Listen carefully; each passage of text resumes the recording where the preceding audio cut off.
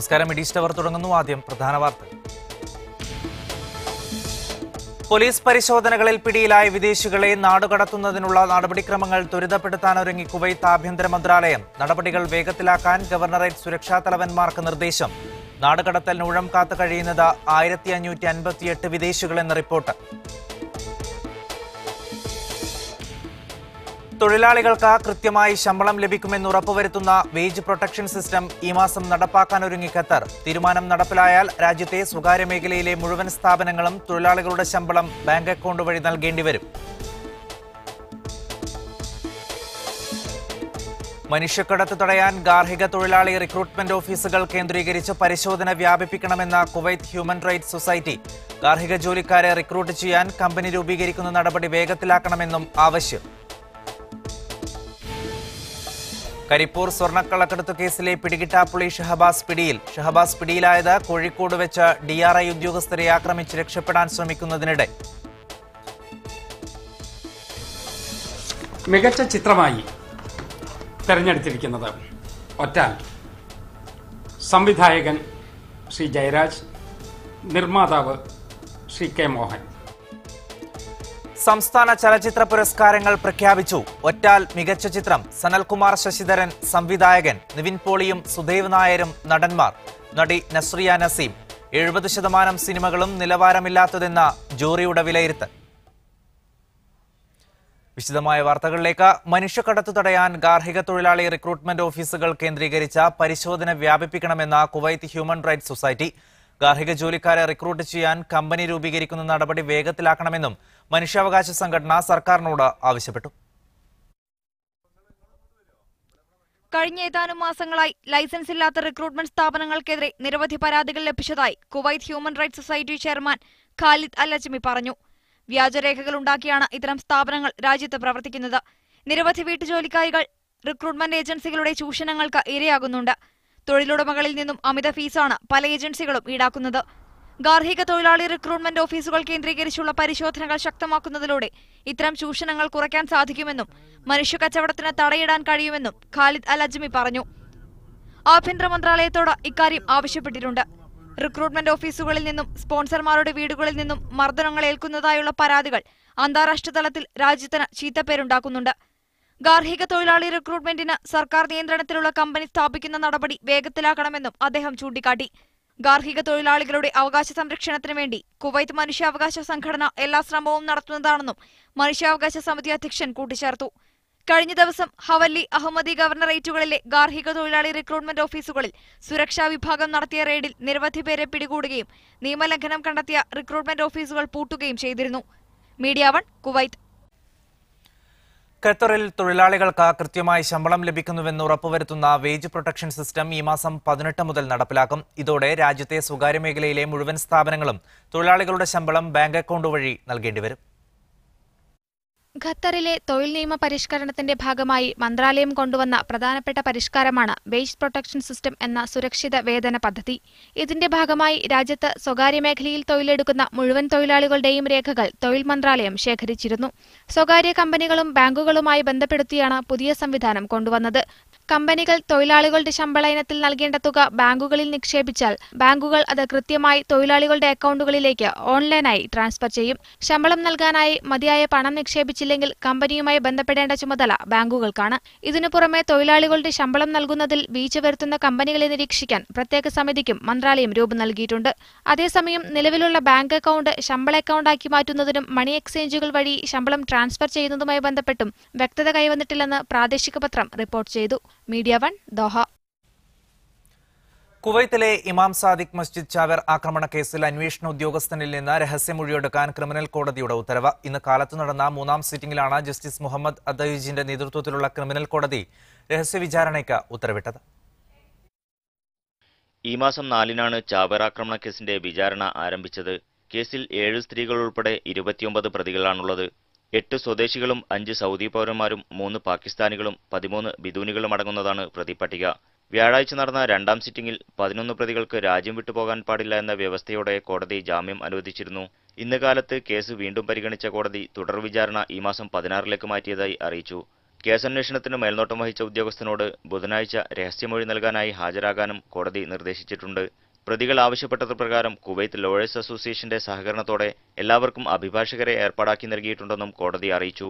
ഇക്കഴിഞ്ഞ ജൂൺ 26-നായിരുന്നു സവാബിറിലെ ഇമാം സാദിഖ് മസ്ജിദിൽ ജുമാ നമസ്കാരത്തിനിടെ 23-കാരനായ സൗദി പൗരൻ സ്വയം പൊട്ടിത്തെറിച്ചത്. സംഭവത്തിൽ 27 പേർ കൊല്ലപ്പെടുകയും 227 പേർക്ക് പരിക്കേൽക്കുകയും ചെയ്തിരുന്നു. Media one, Kuwait city. Police പരിശോധനകളിൽ പിടിയിലായ വിദേശികളെ നാട് കടത്തുന്നതിനുള്ള നടപടിക്രമങ്ങൾ ത്വരിതപ്പെടുത്താനൊരുങ്ങി കുവൈത്ത് ആഭ്യന്തര മന്ത്രാലയം. വിവിധ കേന്ദ്രങ്ങളിലായി നാടുകടത്തലിന് ഊഴം കാത്തു കഴിയുന്നത് 1558 വിദേശികളാണ്. നടപടികൾ വേഗത്തിലാക്കാൻ ഗവർണറേറ്റ് സുരക്ഷാ തലവന്മാർക്ക് അധികൃതർ നിർദ്ദേശം നൽകി. താമസ നിയമങ്ങൾ ലംഘിച്ചതിന് പിടിയിലായി രാജ്യത്തെ വിവിധ പോലീസ് സ്റ്റേഷനുകളിൽ കഴിയുന്നവരുടെ എണ്ണം 1500 കവിഞ്ഞതിനെ തുടർന്നാണ് നാടുകടത്തൽ നടപടിക്രമങ്ങൾ വേഗത്തിലാക്കാൻ അധികൃതർ തീരുമാനിച്ചത്. അടുത്തിടെ ഇഖാമ താമസ നിയമലംഘകരെ കണ്ടെത്തുന്നതിനുള്ള പരിശോധനകൾ ശക്തമാക്കിയതിനെ തുടർന്നാണ് നാടുകടത്താനുള്ളവരുടെ എണ്ണം വർദ്ധിച്ചത്. ഇഖാമ ലംഘകരെ നാടുകടത്തുന്നതിനു വേണ്ടിയുള്ള നടപടിക്രമങ്ങൾ വേഗത്തിൽ പൂർത്തിയാക്കാൻ എല്ലാ ഗവർണറേറ്റ് സുരക്ഷാ തലവന്മാർക്കും നിർദ്ദേശം നൽകിയതായി പൊതുസുരക്ഷാ വിഭാഗം മേധാവി മേജർ ജനറൽ അബ്ദുൽ ഫത്താഹ് അലി പറഞ്ഞു. രാജ്യത്ത് നിയമലംഘകർക്ക് വേണ്ടിയുള്ള പരിശോധന തുടരുന്ന സാഹചര്യത്തിൽ നിലവിൽ പോലീസ് കസ്റ്റഡിയിലുള്ളവരെ ഉടൻ നാടുകടത്തേണ്ടതുണ്ടെന്നാണ് ആഭ്യന്തര മന്ത്രാലയത്തിന്റെ നിലപാട്. നടപടികൾ വൈകുന്നതിനുള്ള പ്രധാന കാരണം എംബസികളുടെ നിസ്സഹകരണമാണെന്ന് അടുത്തിടെ ആഭ്യന്തര മന്ത്രാലയം വ്യക്തമാക്കിയിരുന്നു. പാസ്പോർട്ട് കൈവശമില്ലാത്ത വിദേശികൾക്ക് ആവശ്യമായ താൽക്കാലിക ഔട്ട് പാസ് നൽകുന്ന കാര്യത്തിൽ വിവിധ രാജ്യങ്ങളിലെ എംബസികൾ വേണ്ടത്ര താൽപര്യം കാണിക്കുന്നില്ലെന്നായിരുന്നു അധികൃതരുടെ പരാതി. നാടുകടത്താനുള്ളവരെ പ്രധാനമായും പാർപ്പിക്കുന്നത് ജലീബൽ ഷൂക്കിലെ നാടുകടത്തൽ കേന്ദ്രത്തിലാണ്. ഇവിടുത്തെ ആൾബാഹുല്യവും അധികൃതരെ ആശങ്കയിലാക്കുന്നുണ്ട്.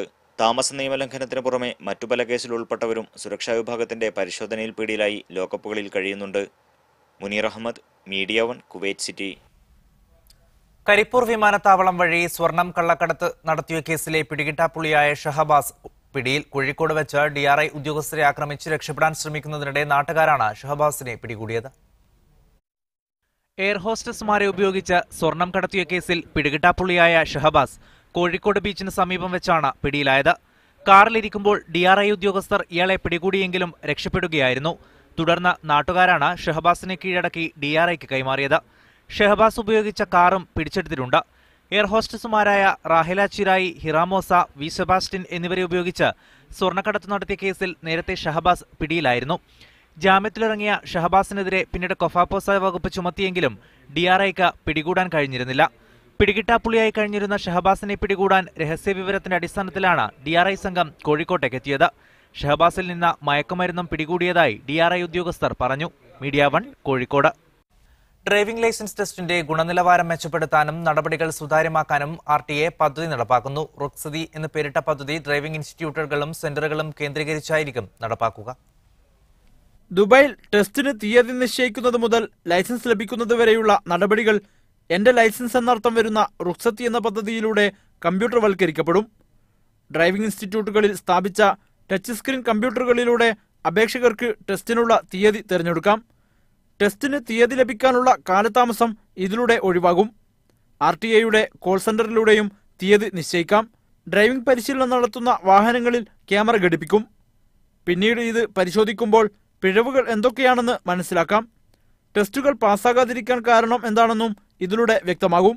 അപേക്ഷകരെ പരീക്ഷയ്ക്ക് തയ്യാറാക്കാനും ഭയം ഒഴിവാക്കാനും ഡ്രൈവിംഗ് ഇൻസ്റ്റിറ്റ്യൂട്ടുകളിൽ പ്രത്യേക കേന്ദ്രം തുറക്കും.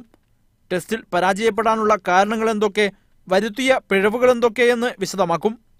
ഭാവി ടെസ്റ്റുകളിൽ പിഴവുകൾ ഒഴിവാക്കാൻ ഇത് സഹായിക്കുമെന്ന് RTA licensing agency CEO Ahmed Bahrozyan പറഞ്ഞു. പരീക്ഷ നടത്തുന്ന ഉദ്യോഗസ്ഥരുടെ 3G സിം കാർഡുള്ള ടാബ്ലറ്റിൽ പരീക്ഷാർത്ഥികളുടെ ഫലം രേഖപ്പെടുത്തും. ഇത് തത്സമയം ഓഫീസിലേക്ക് കൈമാറുകയും ചെയ്യും. നേരത്തെ ഉദ്യോഗസ്ഥൻ നേരിട്ട് ഓഫീസിലെത്തി ഫലം രേഖപ്പെടുത്തുകയായിരുന്നു പതിവ്. പുതിയ സംവിധാനത്തിലൂടെ കാലതാമസം ഒഴിവാക്കാൻ സാധിക്കും.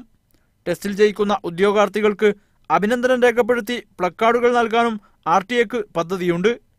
Media one, Dubai. ഗതാഗത നിയമലംഘകരെ കണ്ടെത്താൻ ദുബായ് പോലീസ് സ്ഥാപിച്ച അത്യാധുനിക ക്യാമറകളിൽ ഒരു മാസത്തിനിടെ കുടുങ്ങിയത് 21,000 പേരാണെന്ന് കണക്കുകൾ. ദുബായ് പോലീസ് മേധാവി മേജർ ജനറൽ ഖമീസ് മദർ അൽമസീനിയാണ് ഇക്കാര്യം വെളിപ്പെടുത്തിയത്. Sheikh Zayed road, Sheikh Mohammed bin Zayed road, Emirates road തുടങ്ങി തിരക്കേറിയ റോഡുകളിലാണ് ക്യാമറ സ്ഥാപിച്ചത്. അമിത വേഗത്തിൽ വാഹനമോടിച്ചതിനാണ് അധികം പേർക്കും പിഴ ലഭിച്ചത്. നിയമലംഘനങ്ങൾക്കെതിരെ ശക്തമായ നടപടി സ്വീകരിക്കുന്നതിന്റെ ഭാഗമായി 3 മാസത്തിലൊരിക്കൽ പോലീസ് ഉദ്യോഗസ്ഥരുടെ യോഗം ചേരും. ട്രാഫിക് വിഭാഗത്തിലെയും മറ്റ് വിഭാഗങ്ങളിലെയും മുതിർന്ന ഓഫീസർമാർ ഇതിൽ പങ്കെടുക്കും.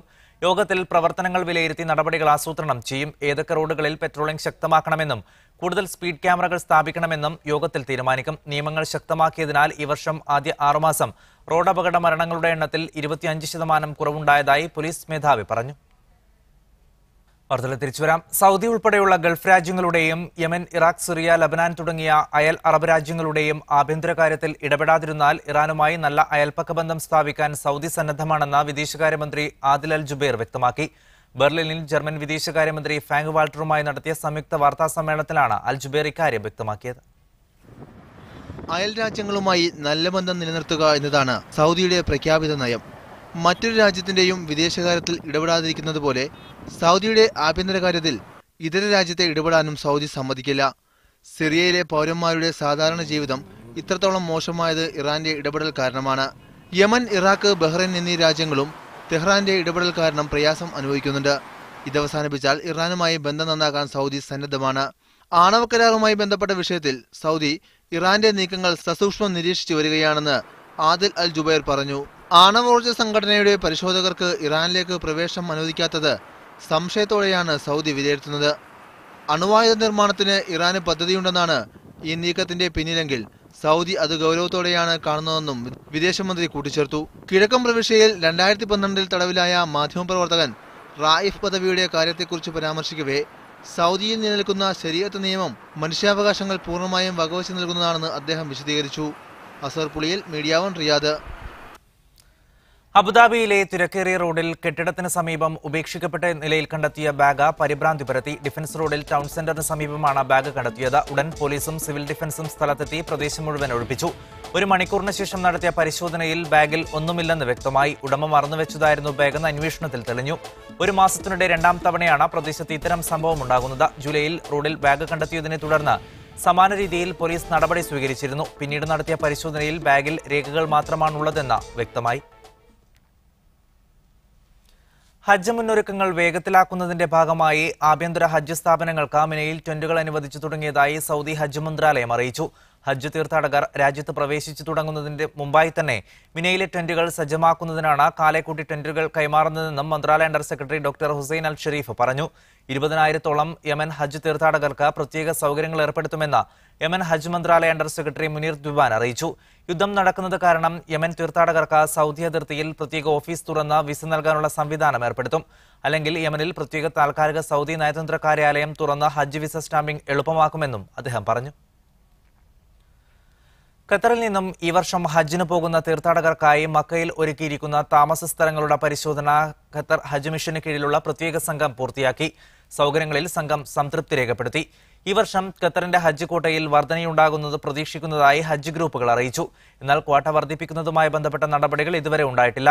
കരമാർഗമുള്ള 2 സംഘങ്ങളും വിമാനമാർഗമുള്ള 7 സംഘങ്ങളുമാണ് ഇത്തവണ ഖത്തറിൽ നിന്ന് ഹജ്ജ് നിർവഹിക്കാനായി പുറപ്പെടുക.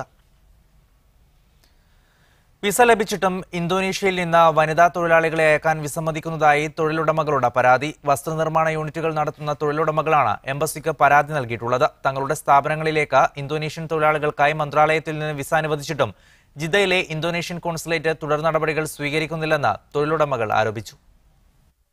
ഇന്തോനേഷ്യൻ തലസ്ഥാനമായ ജക്കാർത്തയിലെ റിക്രൂട്ട്മെന്റ് ഓഫീസിൽ നിന്നും ലഭിച്ച കരാർ പത്രം ഒപ്പിട്ട് നൽകാൻ കോൺസുലേറ്റ് അധികൃതർ തയ്യാറാകുന്നില്ലെന്ന് തൊഴിലുടമകൾ പരാതിപ്പെട്ടു. 3 തൊഴിലാളികളെ അയക്കുന്നതിന് 30,000 റിയാൽ നൽകാമെന്ന വാഗ്ദാനം നൽകിയാണ് ജക്കാർത്തയിലെ റിക്രൂട്ടിംഗ് ഏജൻസിയുടെ ഓഫീസുമായി അവർ ധാരണയിലെത്തിയിരുന്നത്. ഇതുമായി ജിദ്ദയിലെ കോൺസുലേറ്റിനെ സമീപിച്ചപ്പോൾ സ്ത്രീ തൊഴിലാളികളെ അയക്കുന്നത് ഇന്തോനേഷ്യ നിർത്തിവച്ചിരിക്കുന്നതായാണ് അവർ അറിയിച്ചത്. ഇത് റമദാൻ മാസത്തിലായിരുന്നു. പെരുന്നാൾ അവധിക്ക് ശേഷം അധികൃതരെ സമീപിച്ചെങ്കിലും അതേ മറുപടി തന്നെയാണ് ലഭിച്ചത്. സ്ത്രീ തൊഴിലാളികൾക്ക് വേണ്ടിയുള്ള അപേക്ഷ എംബസി വിസ വിഭാഗത്തിലെ കമ്പ്യൂട്ടർ സ്വീകരിക്കുന്നില്ലെന്ന് കോൺസുലേറ്റ് റിസപ്ഷൻ വിഭാഗം മേധാവി സയ്യിദ് മാഹിയൂനി അറിയിച്ചു. സ്ത്രീ തൊഴിലാളികളുടെ വിസ സംബന്ധിച്ച നടപടികൾ ഇന്തോനേഷ്യ നിർത്തിവച്ചിരിക്കുകയാണ്. ഇത് സ്ഥിര സ്വഭാവത്തിലാണോ അതോ താൽക്കാലികമാണോ എന്ന് വ്യക്തമല്ലെന്നും അദ്ദേഹം കൂട്ടിച്ചേർത്തു. അതേസമയം വിസ അനുവദിക്കുന്നതുമായി ബന്ധപ്പെട്ട് നിലനിൽക്കുന്ന അനിശ്ചിതത്വം നീക്കണമെന്നും അല്ലെങ്കിൽ തങ്ങൾക്ക് നഷ്ടപ്പെട്ട പണം തിരികെ ലഭിക്കാൻ നടപടി സ്വീകരിക്കണമെന്നും കാണിച്ച് തൊഴിലുടമകൾ ജിദ്ദയിലെ ഇന്തോനേഷ്യൻ കോൺസുലേറ്റിനെ സമീപിച്ചിരിക്കുകയാണ്. Media 1 Jeddah. ഖത്തറിലെ ടെലികോം സേവനദാതാക്കളായ ഉരീദുവും വോഡാഫോണും ഇന്റർനെറ്റ് വേഗത വർദ്ധിപ്പിച്ചു. സെക്കൻഡിൽ 375 MB വേഗതയിൽ മൊബൈൽ ഇന്റർനെറ്റ് ലഭ്യമാക്കുന്ന സൂപ്പർനെറ്റ് എന്ന പേരിലുള്ള പുതിയ പദ്ധതിയുമായാണ് ഉരീദു രംഗത്തെത്തിയത്. അതേസമയം ഇതിനുപറ്റിയ മൊബൈൽ സൈറ്റുകൾ ഇനിയും ഖത്തർ വിപണിയിലെത്തിയിട്ടില്ല. മൊബൈൽ സൈറ്റുകൾ ലഭ്യമാകുന്നതോടെ ഉപഭോക്താക്കൾക്ക് 5 GB യുള്ള HD സിനിമകൾ ഡൗൺലോഡ് ചെയ്യാൻ 11 സെക്കൻഡ് മതിയാകുമെന്ന് ഉരീദു അധികൃതർ പറഞ്ഞു. സെക്കൻഡിൽ 375 MB മൊബൈൽ ഇന്റർനെറ്റ് വേഗത ഇപ്പോൾ തന്നെ തങ്ങൾ ഉപഭോക്താക്കൾക്ക് ലഭ്യമാക്കിയതായി വോഡാഫോൺ അധികൃതരും വ്യക്തമാക്കി. സാമൂഹിക മാധ്യമങ്ങൾ കുടുംബജീവിതത്തിലുണ്ടാക്കുന്ന വിള്ളലുകൾ ലൈക്കുകളും ഷെയറുകളും ആസ്വദിക്കുന്നതിനിടയിൽ പലരും അറിയാറില്ല. ഇത്തരം സംഭവങ്ങൾ നിരന്തരം നടക്കുന്ന സമൂഹത്തിൽ ചില ചോദ്യങ്ങൾ ഉയർത്തുകയാണ് ഷാനവാസ് കണ്ണഞ്ചേരി സംവിധാനം ചെയ്ത ലൈഫ് എന്ന ഷോർട്ട് ഫിലിം. ചുറ്റുപാടുകളിലേക്ക് നോക്കാതെയുള്ള സാമൂഹിക മാധ്യമ വ്യവഹാരം വലിയ വിള്ളലുകളാണ് ജീവിതത്തിൽ തീർക്കുന്നത്. ലൈക്ക് കുറഞ്ഞ അത്തരം ജീവിതങ്ങളോടുള്ള സാമൂഹ്യ വിമർശമാവുകയാണ് ഷാനവാസ് കണ്ണഞ്ചേരി സംവിധാനം ചെയ്ത ലൈഫ് എന്ന ഷോർട്ട് ഫിലിം. ഇവിടെ മക്കളൊക്കെ സ്കൂൾ കഴിഞ്ഞ് വന്നാൽ അവരൊരു കയ്യിൽ മൊബൈൽ ഉണ്ടാവും, അതിൽ വാട്സപ്പിലായിരിക്കും, എല്ലാവരും തമ്മിലായിരിക്കും. ചില വൈഫാണെങ്കിൽ TV സീരിയലായിരിക്കും കാണുന്നത്. അതപ്പോൾ കുറച്ച് മാറി ചില ആൾക്കാർ ഇങ്ങനത്തെ ഫേസ്ബുക്കിൽ. അപ്പോൾ ആരും തമ്മിൽ കമ്മ്യൂണിക്കേഷൻസ് ഇല്ല. വീട്ടിൽ ഭക്ഷണമുണ്ടാക്കാൻ മടിക്കുന്ന വീട്ടമ്മ ഫേസ്ബുക്കിൽ പോസ്റ്റ് ചെയ്യുന്ന വിഭവസമൃദ്ധമായ ഭക്ഷണത്തിന്റെ ഫോട്ടോക്ക് ആദ്യ ലൈക്ക് ഭർത്താവ് നൽകുന്നതോടെയാണ് സിനിമ അവസാനിക്കുന്നത്. അണുകുടുംബങ്ങളിലെ വിരലിലെണ്ണാവുന്ന അംഗങ്ങൾ സോഷ്യൽ മീഡിയയിൽ അഭിരമിക്കുമ്പോഴുണ്ടാവുന്ന ഭവിഷ്യത്തിനെയും ഷോർട്ട് ഫിലിം ചൂണ്ടിക്കാണിക്കുന്നു. ദുബായിൽ ജോലി ചെയ്യുന്ന സംവിധായകൻ ഷാനവാസ് മുമ്പ് മലയാള സിനിമയിൽ കലാസംവിധാന സഹായിയായി പ്രവർത്തിച്ചിട്ടുണ്ട്. സിനിമ ഛായാഗ്രാഹകൻ ദീപേഷ് രാജ് ക്യാമറയും മുഖ്യ കഥാപാത്രത്തെ അവതരിപ്പിച്ച താഹിർ ഹംസ എഡിറ്റിംഗും ചെയ്ത ലൈഫിൽ പുതുമുഖം ആൻസിയാണ് നായികയായി എത്തുന്നത്. കഴിഞ്ഞ ദിവസം യൂട്യൂബിലൂടെ പ്രസിദ്ധീകരിച്ച ഷോർട്ട് ഫിലിമിന് വൻ സ്വീകാര്യതയാണ് സോഷ്യൽ മീഡിയയിൽ ലഭിക്കുന്നത്. Media 1 Dubai. KMCC ബഹ്റൈൻ ഘടകം ശിഹാബ് തങ്ങൾ അനുസ്മരണ സമ്മേളനം സംഘടിപ്പിച്ചു. KM ഷാജി MLA പരിപാടിയിൽ മുഖ്യാതിഥിയായി പങ്കെടുത്തു. ബഹ്റൈൻ കേരളീയ സമാജം ഹാളിൽ നടന്ന പരിപാടിയിൽ ബഹ്റൈനിലെ സാമൂഹിക സാംസ്കാരിക രംഗങ്ങളിൽ പ്രവർത്തിക്കുന്ന പ്രമുഖർ പങ്കെടുത്തു. നിർധനരായ പ്രവാസികൾക്ക് വേണ്ടി 50 ബൈത്തുറഹ്മ വീടുകൾ നിർമ്മിച്ചു നൽകുന്ന പദ്ധതിയുടെ പ്രഥമഘട്ടത്തിന്റെ താക്കോൽദാന പ്രഖ്യാപനം ചടങ്ങിൽ KM ഷാജി MLA നിർവഹിച്ചു. ഇരട്ട നീതിയുടെ ആഘോഷങ്ങൾ എന്ന തലക്കെട്ടിൽ യൂത്ത് ഇന്ത്യ റിയാദിൽ ചർച്ചാ സദസ്സ് സംഘടിപ്പിച്ചു. അജ്മൽ ഹുസൈൻ വിഷയാവതരണം നടത്തി. വർഗീയതയെയും സാമുദായികതയെയും ഒറ്റക്കെട്ടായി നേരിടണമെന്നും ഫാസിസവും സാമ്രാജ്യത്വവും അപനിർമ്മിതികളിലൂടെ സൃഷ്ടിച്ചെടുത്ത ഭിന്നിപ്പിന്റെ സംസ്കാരത്തെ സൗഹൃദത്തിന്റെ ഊഷ്മതകളിലൂടെ തകർക്കാൻ പൊതുസമൂഹം രംഗത്ത് വരണമെന്നും ചർച്ചയിൽ പങ്കെടുത്തവർ അഭിപ്രായപ്പെട്ടു. ഹനീഫ കൂട്ടായി മാധ്യമപ്രവർത്തകരായ അസ്ഹർ പുളിയിൽ, നജീം കൊച്ചുകലങ്ക്, ബഷീർ രാമപുരം എന്നിവർ ചർച്ചയിൽ പങ്കെടുത്തു. ഫിറോസ് പുതുക്കാട് മോഡറേറ്ററായിരുന്നു. ഇറാഖ് ജയിലിൽ കഴിയുന്ന 4 സൗദി പൗരന്മാർക്ക് വധശിക്ഷ വിധിച്ചു. ഫഹദ് അൽ ഹൈസാൻ, മാജിദ് അൽ ബുഖമി, മുഹമ്മദ് അബ്ദുള്ള, അശ്മരി, ജാറുല്ല അൽ ജാറുല്ല എന്നിവർക്കാണ് ശിക്ഷ. ഭീകരപ്രവർത്തനങ്ങളിൽ പങ്കാളികളായെന്ന് ആരോപിച്ചാണ് ഇറാഖ് അധികൃതർ ഇവരെ ജയിലിൽ അടച്ചത്. ജയിലിൽ കഴിയുന്ന പ്രതികൾക്ക് വേണ്ടി വാദിക്കുന്ന വക്കീലന്മാരുടെ അഭാവത്തിലായിരുന്നു വിധി. പ്രതികൾക്ക് വേണ്ടി വാദിക്കാനുള്ള അവസരം നിഷേധിച്ചതായും പരാതിയുണ്ട്. ഇവർക്ക് വേണ്ടി വാദിക്കാൻ ജോർദാനിലെ സൗദി എംബസി ചുമതലപ്പെടുത്തിയിരുന്ന ഡോക്ടർ ജാറുല്ല അൽ ജാറുല്ല ഇറാഖിൽ കൊല്ലപ്പെട്ടതായും വാർത്തയുണ്ട്. യൂത്ത് ഇന്ത്യ മഹബൂല അബു ഖലീഫ യൂണിറ്റുകൾ സംയുക്തമായി സംഘടിപ്പിച്ച ചോക്കാനൂട്ട സെവൻസ് ഫുട്ബോൾ ടൂർണമെന്റിൽ യൂത്ത് ഇന്ത്യ ഫഹാഹിൽ ടീം ജേതാക്കളായി. ഫൈനൽ മത്സരത്തിൽ ഏകപക്ഷീയമായ 2 ഗോളുകൾക്ക് മഹബൂല ടീമിനെ കീഴടക്കിയാണ് ഷഹാഹിൽ ടീം വിന്നേഴ്സ് ട്രോഫി കരസ്ഥമാക്കിയത്. മത്സരത്തിന്റെ ആദ്യ പകുതിയിൽ റഫീഖ് ബാബുവും രണ്ടാം പകുതിയിൽ ഇക്ബാലുമാണ് ചാമ്പ്യന്മാർക്കു വേണ്ടി ഗോളുകൾ നേടിയത്. 12 ടീമുകൾ അണിനിരന്ന ടൂർണമെന്റിന്റെ സെമിഫൈനലിൽ പെനാൽറ്റി ഷൂട്ടൌട്ടിലാണ് സാൽമിയ ടീമിനെ പരാജയപ്പെടുത്തി ഫഹാഹിലും അബ്ബാസിയ ടീമിനെ പരാജയപ്പെടുത്തി മെഹബൂലയും കലാശക്കളിക്ക് യോഗ്യത നേടിയത്. ജേതാക്കളായ ഫഹാഹിൽ ടീമിന് KIG Abu Khalifa area president AC Sajid trophy വിതരണം ചെയ്തു. റണ്ണറപ്പായ Mahboula team youth India general secretary PT ഷാഫിയിൽ നിന്ന് റണ്ണേഴ്സ് ട്രോഫി ഏറ്റുവാങ്ങി. മെഹബൂല ടീമിന്റെ റഹ്മാൻ മികച്ച ഗോൾ കീപ്പർക്കുള്ള ഗോൾഡൻ ബോൾ ട്രോഫി കരസ്ഥമാക്കി. പെനാൽറ്റി ഷൂട്ടൌട്ട് മത്സരത്തിൽ ഗോൾ കീപ്പർമാരായ അനിൽ, ഷബീർ, നാഗ എന്നിവരെ യൂത്ത് ഇന്ത്യ ഉപഹാരം നൽകി ആദരിച്ചു. Media 1 Kuwait city. ഇതോടെ ഇന്നത്തെ മീഡിയ സ്റ്റവറിയുടെ സമാപിക്കുന്നു. ശുഭരാത്രി.